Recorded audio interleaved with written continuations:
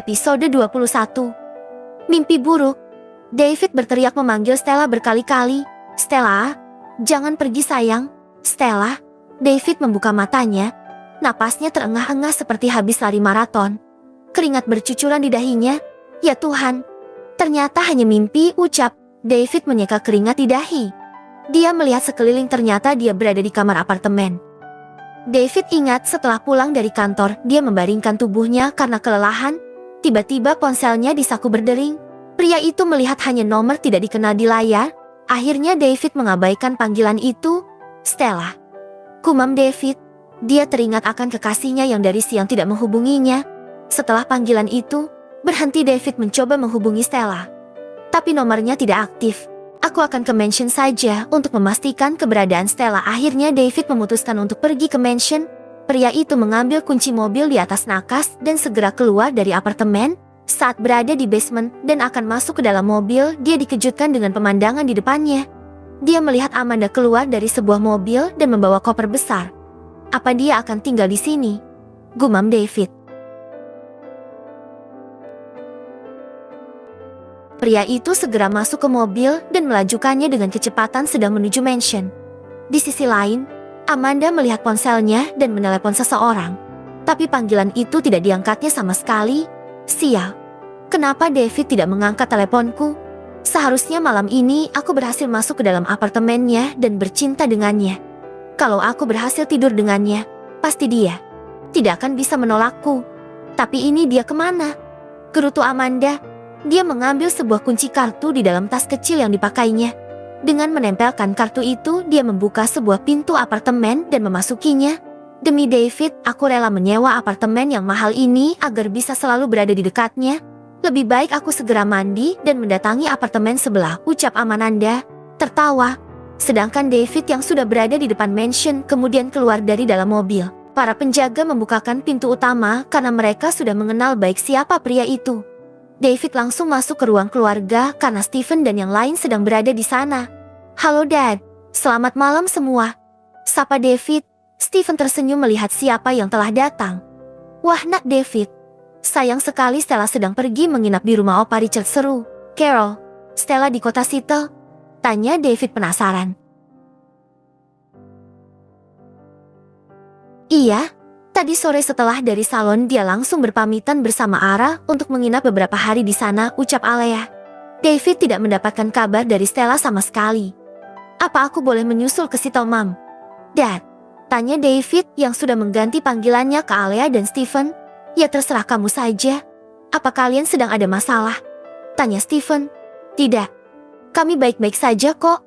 Jawab David. Ya sudah sana cepat pergi menyusul Stella dan Ara, perintah Alea.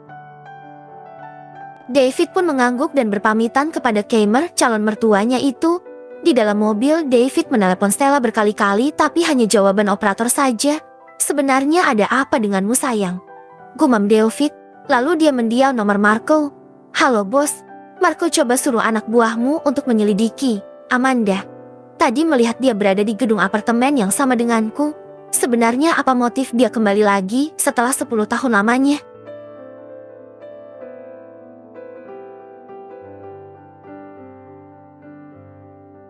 Siap bos, serahkan saja padaku.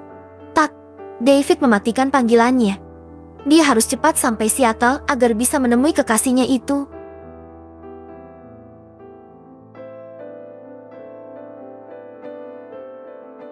Sedangkan di rumah Opa Richard.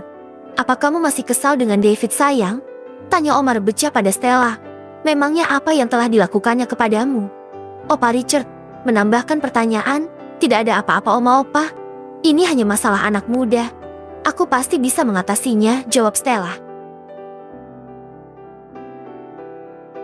Biasa Oma masalah hadirnya cinta lama Om David yang... Oh, Lala kok dicubit sih? Seru Ara yang dicubit pinggangnya oleh Stella karena akan menceritakan masalahnya. Stella melotot tidak terima saat Ara akan membongkar masalahnya dengan David kepada Opa dan omanya itu. Baiklah, sudah larut sebaiknya aku pergi ke kamar dulu, ucap Stella beranjak pergi dari ruang keluarga menuju lantai atas. Ara pun ikut menyusulnya. Dia tahu kalau sebenarnya sikap Stella terlalu kekanakan. Tapi apalah dia hanya bisa mendukungnya. Richard dan Rebecca hanya menggelengkan kepala melihat kedua cucunya itu. David telah tiba di rumah Richard yang cukup besar itu. Dia keluar dari mobil dan langsung mengetuk pintu. Tidak lama pintu terbuka. Dia disambut oleh kepala pelayan Richard. "Apa Tuan Richard ada?" tanya David. "Tuan besar sedang berada di ruang keluarga." "Silahkan masuk Tuan David," ucap kepala pelayan itu. Kemudian David masuk ke dalam dan menemui Opa Richard. "Selamat malam Opa." "Oma," sapa David. "Anak muda, kenapa malam-malam begini kamu kemari?" tanya Richard. "Duduklah dulu. Aku akan menyuruh pelayan membuatkanmu minum," ucap Rebecca.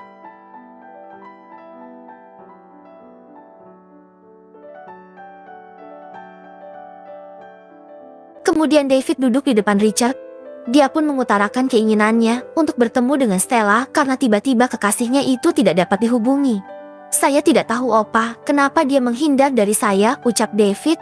"Dasar anak kecil. Sebaiknya kamu temui dia di kamarnya." "Mungkin Stella belum tidur," ucap Richard. Rebecca kembali ke dalam bersama seorang pelayan membawakan minuman untuk David. "Sebaiknya malam ini kamu menginap di sini dulu. Ini sudah terlalu larut," ucap Rebecca. "Kalau begitu minumlah dulu. Aku akan ke kamar." Sudah cukup mengantuk, Richard berdiri dan berjalan menuju lantai atas. "Jangan buat cucuku sedih atau aku tidak akan membiarkan kalian untuk bersama," ucap Rebecca yang kemudian ikut berlalu meninggalkan David sendiri. Aku juga tidak tahu kenapa Stella marah padaku," gumam David mengambil minumannya.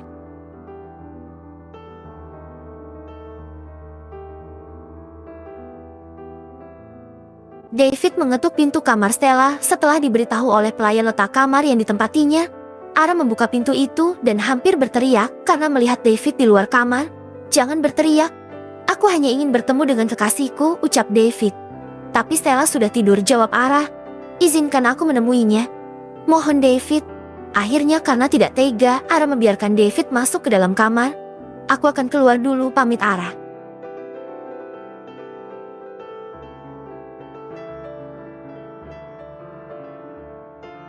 "Sebentar. Malam ini aku menginap di sini. Izinkan aku tidur di kamar ini dengan kekasihku," ucap David. Ara terdiam mendengar permintaan pria tampan di depannya ini. "Tapi jangan sakiti dia lagi. Kumohon David. Stella sudah banyak merasakan sakit hati atas dirimu. Saat ini hatinya benar-benar sensitif. Dia sudah cukup lelah memperjuangkan cintamu. Mungkin kalau cinta masa lalu itu ingin kembali padamu, aku pastikan dia akan melepaskanmu begitu saja," ucap Ara. "Apa maksudnya Amanda? Ya Tuhan, aku sudah tidak mencintainya lagi. Kenapa harus kembali padanya? Maka dari itu, bujuk rayulah dia. Dan pastikan kalau Amanda tidak akan menjadi orang ketiga dalam hubungan kalian. Sekarang masuklah," ucap Ara kemudian berlalu dari kamar itu. David masuk ke dalam dan melihat sang kekasih hati sedang meringkuk di dalam selimut. "Gadis kecilku, aku sangat merindukanmu," gam pria itu sambil duduk di sisi ranjang dan menatap wajah cantik Stella. Stella terlihat begitu lelap dengan tidurnya. David sudah merasa gemas ketika melihat bibir pink milik kekasihnya itu. Dia pun melepas sepatunya dan ikut masuk ke dalam selimut. Stella menggeliat karena merasakan ada seseorang yang memeluknya. Ara, minggirlah. Jangan memelukku," gumam Stella dalam tidurnya. "Kamu mengira aku adalah Ara? Baiklah sayang, malamin kamu akan terus kupeluk semalaman," gumam David membelai wajah Stella. Dia mengecup dahi gadisnya itu lama. Kemudian David membawa Stella ke dalam pelukannya. Malam ini David begitu bahagia bisa tidur bersama sang kekasih. Marcus sedang melihat data diri dari Amanda. Anak buahnya telah berhasil menemukan apa motif di balik kemunculan wanita itu.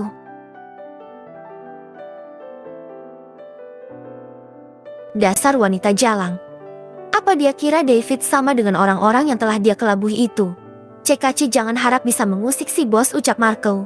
"Awasi terus wanita jalang itu. Jangan sampai dia bisa mendekati bos David." Marco menginstruksi pada anak buahnya. "Siap bos, serahkan semuanya pada kami." Marco menyeringai. Dia akan membalas semua perbuatan Amanda di masa lalu. Bersambung.